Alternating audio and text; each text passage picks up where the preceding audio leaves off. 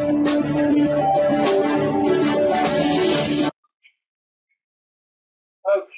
so that's pretty much our test. So yes. I was just wondering, is there some guidelines from Spock, personal preference to separate your tests? Okay, it's not a guideline of Spock. It is a personal preference to keep my tests readable. Now, when I have just one test like this, it's fairly reasonable to have the couple methods down here. On a larger scale project, these things will probably be part of a, I don't know what to call it, a test API layer, I guess, sits between your test and your applications and allows you to write tests like this without peppering them with code like this. Okay? So that's just from experience. You want tests that look like this. You want to be able to read them, see what they do, without having to dig in and see, oh, am I sending this type? Am I sending this content type? Am I doing this in the request or whatever? That's your question.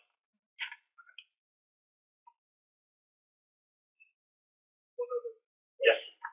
So that deleted user succeeds. You create the user, you don't really immediately test to see if the user exists.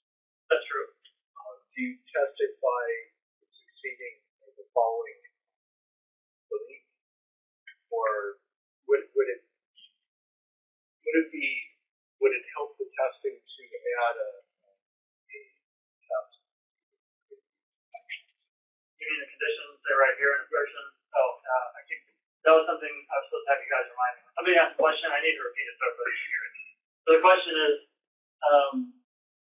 in the delete test, I've written a create that, and basically assume that it works.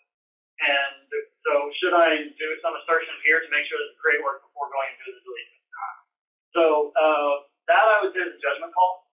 It kind of depends on the nature of what you're doing. In my case, since this is a fairly high-level test, I've kind of got a stream of consciousness going throughout the test. My very first test says that when I create a user, I immediately get a 201. Now, it is true that some kind of test bug could creep in, such as maybe the duplicate detection isn't working correctly, and this user fails to be created, and then the test would maybe give you different results.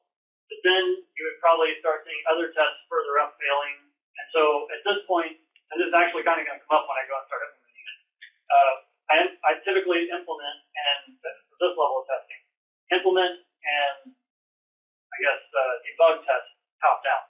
Your most basic tests are at the top, and your later tests kind of build on top of them. But again, it is a judgment call, and it would be perfectly reasonable for some systems to go right in here and say, make sure that this uses create with 201, and then proceed with the rest.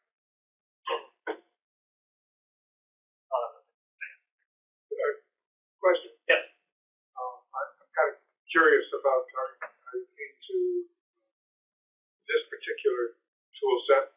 Did you jump straight into it from Java, or were you also familiar with RSpec, WebWrap, and RubyLand? Okay, so the question is, did I jump straight into Spock, or did I kind of come to it by progression through maybe RSpec or something in Ruby?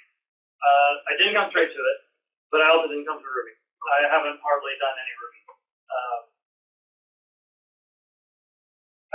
I guess the path would be basic Java, JUnit test, adding in Hamcrest for expressiveness and matching. If you guys are familiar with Hamcrest, if not, definitely check it out for your pure Java unit tests if you have to write those or want to write those. Hamcrest does a ton for making unit tests more readable and more expressive. And then we played around with Cucumber a little bit, Cucumber and later Cucumber Java a little bit. JBehave, which is another, Cucumber and JBehave both are BDD frameworks. I have done a little bit of playing with Scala test, which I thought was really awesome, but slow to compile, so it's kind of a trade-off there if you want to use it for a unit test. It takes a little bit longer to get feedback. And I want to say there was something that I got into Ruby testing before Spock. But I think once we decided to adopt Ruby for our unit tests, widely regarded as a good move, and we decided to go ahead and do it. I think we went ahead and went with Spock pretty much. EasyB. EasyB is another one, more of a higher level BDD framework, which is Groovy, and looks a lot like Spock, but it's intended more for the high level testing. So I had used EasyB a little bit as well. Does that answer your question? Sure. Okay. Anything else? Yes. Following up on that question, there sure are a lot of tools to use. There are. Why'd you land on Spock? I don't know on Spock. Self-presentation on it? It's, yeah, exactly. It is, it's easy. It's easy to use. It's really easy to pick up. Even if you know only that you can do a when and a then, you can write a ton of tests with that, and they're easy to read, they're in Groovy, and you've got this framework that's just kind of keeping things in check for you. There's some other stuff you can do with Spock. I'm about to show one more feature. There's one more test that I'm going to write before we're done with the test. It's good, and it seems to hit a sweet spot. I don't know of any other framework or library that would fit between just writing JUnit tests with Groovy and Spock. EasyB, Cucumber, JBehave, those are all written to be behavior-driven development platforms, which is a higher level than test-driven development. That's where you write out more formal given when then scenarios and like map code to user readable English and things like that. Writing specifications and all of that. So, I don't know, I'm kind of rambling. Does that answer your question? Sure. Okay. Yep. You mentioned earlier about your helper class.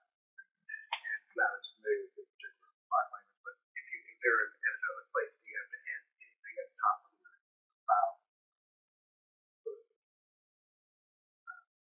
Read. Are you talking specifically about Spock? What? Well, one of the questions earlier, about the cleanness of the code, and they do a lot of times take a lot of help. How would it actually know of those things? So the question is, how would you import helpers from other classes to a Spock test?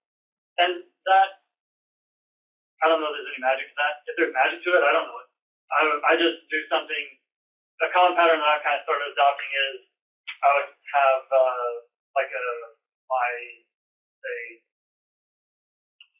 user API equals user API at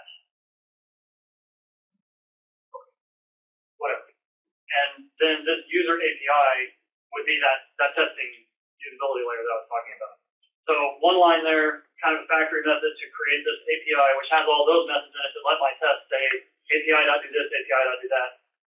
You can take it a step further with Groovy. Now that we're in Groovy land, Java, you'd never be able to do anything like this. But with Groovy metaprogramming, you can do things like, I can't remember the syntax. But I could, well, for one, I could say I could find a method so that any method I call, if it's not found in this test instance, delegate it instead of the API. Or I could specify specific methods that I want to delegate through the API. So if I call this method and it doesn't exist here in this scope, then assume that I want to delegate it to the API. And a lot of things like that. So Groovy gives you a lot of flexibility in writing more succinct and readable tests as well. Okay. More questions? Comments? Concerns? Okay. So we've got our test here. Got our test here. Not what I want. I want that one. We've got creating users, conflicting creates, retrieving users, retrieving a non-existent user, giving an error, updating and deleting. It's worth noting that the update and delete operations could also fail because they take an identifier. If that user doesn't exist, they would fail in the same way. So we could copy paste that test and make a few changes, or we could be a little bit groovier. Nope, not that one. This one. You come up here and just modify this test a little bit. Instead of saying just retrieving non-existent users, we could say operations, any operation on non-existent users, which are not found. And instead of a simple when and then, we'll say expect the response status is 404, where the response is any of, good way to read that, these things. Retrieving user that doesn't exist, or updating user that doesn't exist, some other user, or deleting the user that doesn't exist. All those things should be a 404. Fairly comprehensive coverage of the typical RESTful operations on a user.